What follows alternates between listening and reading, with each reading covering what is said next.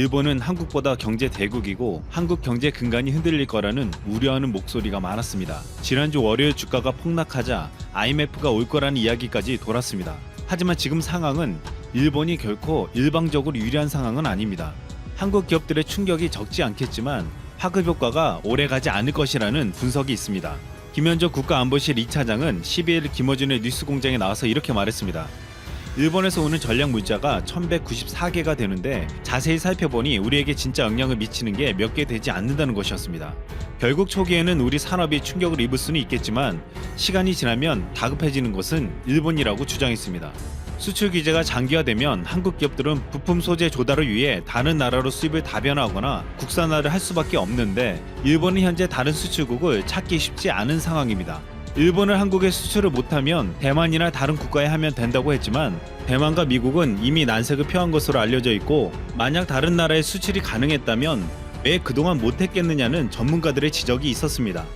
일본의 화이트리스트 배제에 한국도 일본을 똑같이 화이트리스트에서 배제하며 우리 정부는 일본의 디램 수출을 규제한다는 맞불 대응을 시사했습니다. 한 여권 관계자는 삼성전자 등이 일본에 수출하는 디램이 약 2조 원에서 3조 원어치 정도인 것으로 파악된다며 이것에 대한 공급이 불투명한 상태가 되면 디스플레이와 게임기 등 일본의 주력 전자산업이 패닉에 빠질 것이라고 주장했습니다. 일본 가전업체들은 미국 마이크론사 등 다른 디램 생산업체들로부터 대체품을 확보하려 하겠지만 안정적인 양과 질을 단기간에 확보하기는 쉽지 않을 것이라는 게 여권의 판단입니다.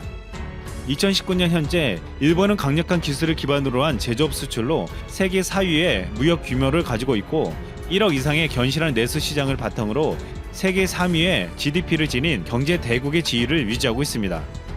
하지만 잃어버린 20년을 극복하려 강력한 양적 완화 정책인 아베노믹스는 경기 활성화라는 반짝 효과를 봤지만 GDP 대비 국가 채무 비율이 1위로 부채액이 자그만 채 1경 3천조 원이라는 오명을 만들었고 수출이 점점 둔화되고 있으며 미국과 격차는 더 벌어지고 이제는 한국이 추격해오고 있습니다.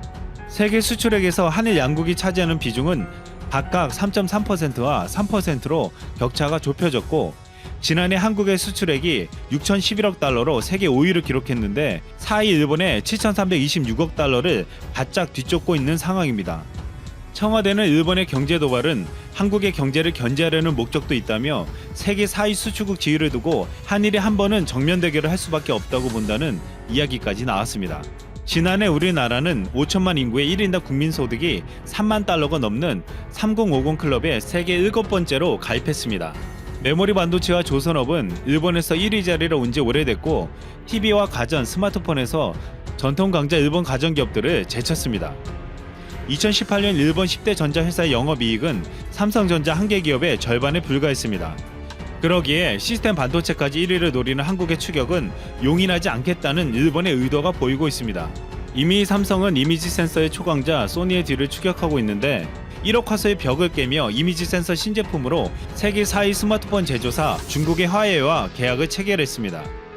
지금 일본의 경제는 문제가 심각하다는 전문가들의 분석이 많습니다. 일본 경제가 장기 침체와 과도한 국가 채무 등으로 취약한 상황에 놓여 있고 한국에 대한 무리한 수출 규제로 도리어 일본 기업들이 줄파산할 것이라는 주장도 나오고 있습니다. 일본 경제의 가장 큰 리스크는 저출산과 고부채를 뽑고 있습니다. 일본은 매년 수십만 명씩 인구가 줄어드는 총인구 감소를 겪고 있는 국가이고 늘어나는 부채 규모도 발목을 잡고 있습니다.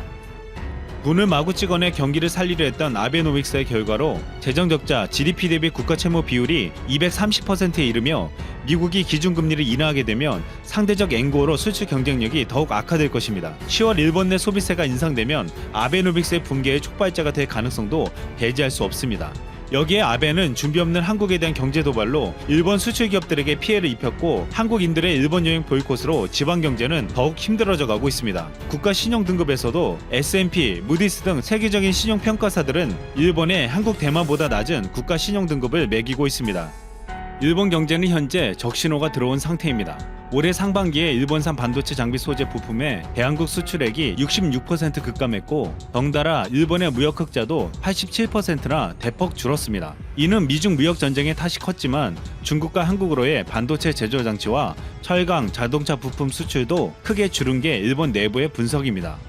이 모든 일본의 상황은 지금의 일본은 우리가 마냥 두려워해야 하는 상대가 아니라 그렇습니다. 자세히 보시면 전 세계에 삼성이라는 로고가 들어가는데 일본판에서만은 삼성을 찾을 수 없고 갤럭시 로고만 표기하고 있습니다. 삼성은 세계 스마트폰 부동의 1위를 달리지만 일본에서는 부진을 면치 못하고 있는데요. 애플은 쳐다볼 수도 없고 이제는 완전히 몰락해서 일본 외에는 존재감도 없는 샤프, 소니, 후지츠와의 사이에서 경쟁하고 있습니다. 그래서 일각에서는 자국 브랜드를 선호한다고는 해도 애플만은 고공행진인 것을 보면 일본인들이 삼성은 곧 한국을 연상시켜 구매하지 않는 경향이 분명히 있다는 생각을 할 수 있고, 삼성 로고를 지우고 갤럭시만 표기한 이후 실제 실적이 올라가고 있다는 분석입니다. 간혹 논란은 있지만 세계 최고의 기업 중에 하나인 삼성은 한국인들에게 큰 자부심을 주고 우리 한국이 어려울 때 적극적으로 나라를 위해 애쓰는 기업입니다. 이번 사태에도 타 기업들이 10억 정도의 기부를 할 때 혼자 300억이라는 넘사벽의 모습을 보였고, 최근에는 아예 정부를 도와 마스크 원재료를 전 세계에서 공수하고 마스크를 만드는 작은 회사들에까지 일일이 방문하여 삼성의 제조 기술을 지도하며 생산량을 획기적으로 끌어올린 바 있습니다. 이런 삼성도 중요 시장인 일본을 포기할 수 없는 것은 분명합니다. 겉으로는 말을 안 하면서도 속으로는 한국 불매를 생활하고 있는 일본인들에게 삼성이 자존심을 굽히면서 갤럭시만 표기한다고 볼 수 있는 것이죠. 이에 대해 누구도 삼성에게 뭐라 할 수는 없는 부분입니다. 그런데 일본에서 불매운동이 일어나자 오히려 더욱 담대한 대처를 하고 있는 기업이 있습니다. 2017년 라카이 코리아는 독도협회를 후원하는 운동화를 출시했습니다. 의미도 좋지만 뛰어난 디자인으로 호평을 받았고 유재석, 강다니엘 등 유명 연예인들도 착용하여 더 유명세를 떨치며 폭발적 반응을 보였습니다. 예쁜 신발도 신고 뿌듯한 마음도 생기고 회사도 좋고 소비자도 좋은 일석이조 해피투게더인 상황이었던 것입니다. 그러나 역시 얼마 지나지 않아 일본의 여러 커뮤니티에 라카이 코리아의 얘기가 올라옵니다. 일명 독도운동화에 대한 얘기로 일본인들은 시끌시끌했고 댓글에는 한국인으로서는 절대 용납할 수 없는 내용도 많았습니다. 쓰레기 디자인이다. 신고 있으면 조선인인 걸 들켜도 좋은지 조선인들은 참 왜 한국은 일본을 얘기하지 않으면 자국을 자랑하지 못해? 한국에 태어나지 않아 좋았다라고 다시 생각. 괜찮은 아시아 국가는 베트남과 필리핀 정도 같아. 라카이 슈즈 그렇게 안 봤는데 이것은 일본에서 불매운동이 일어날 거예요.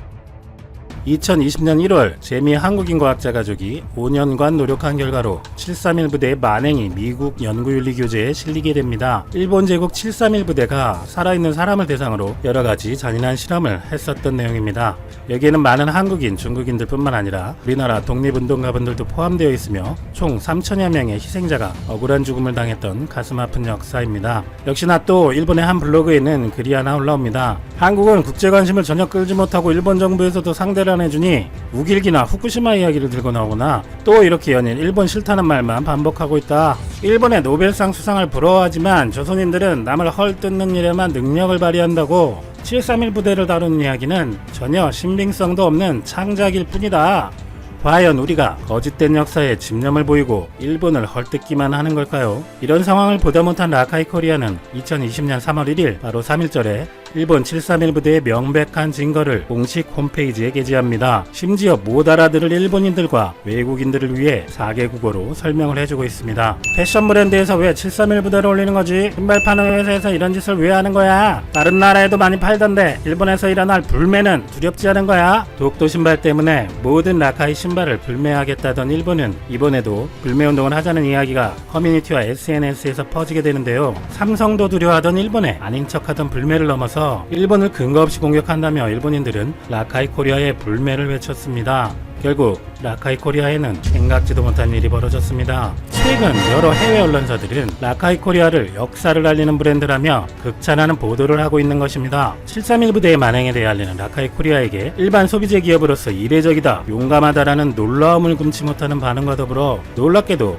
731 부대에 대한 내용까지 함께 보도하여 진실을 알리는 데 동참하고 있습니다. 조금의 타격도 느끼지 못한 것 같은 라카이 코리아는 오히려 더 나아가 일본어로 번역한 731 부대 자료를 일본의 판매 사이트에 올렸습니다. 라카이 코리아에게는 일본에서 판매를 할 생각이 없으신가요? 라며 걱정을 해주는 문의가 쇄도했습니다. 하지만 진실 앞에서는 일본 불매도 개의치 않는다는 라카이 코리아의 확고한 공식 답변이 또 한 번 화제가 되기도 하였습니다. 최근의 세계적 사태에도 한국이 세계의 모범적인 나라로 결과로 거듭날 수 있었던 것은 어려움 앞에서도 숨기지 않고 진실되게 마주하여 투명하게 정보를 공개하고 국민들이 한마음으로 노력했기 때문일 것입니다. 라카이 코리아는 역사의 진실 앞에 일본의 왜곡과 공격 앞에 숨지 않고 당당히 역사 앞에 마주했습니다. 독도신발 731 부대의 진실뿐만 아니라 3.1절, 광복절 등 국경일마다 기념상품을 출시하는 라카이 코리아 같은 회사 역시 오늘날 세계가 주목하는 진실된 한국의 모습을 만들어가는 작은 힘이 아닐까 생각됩니다.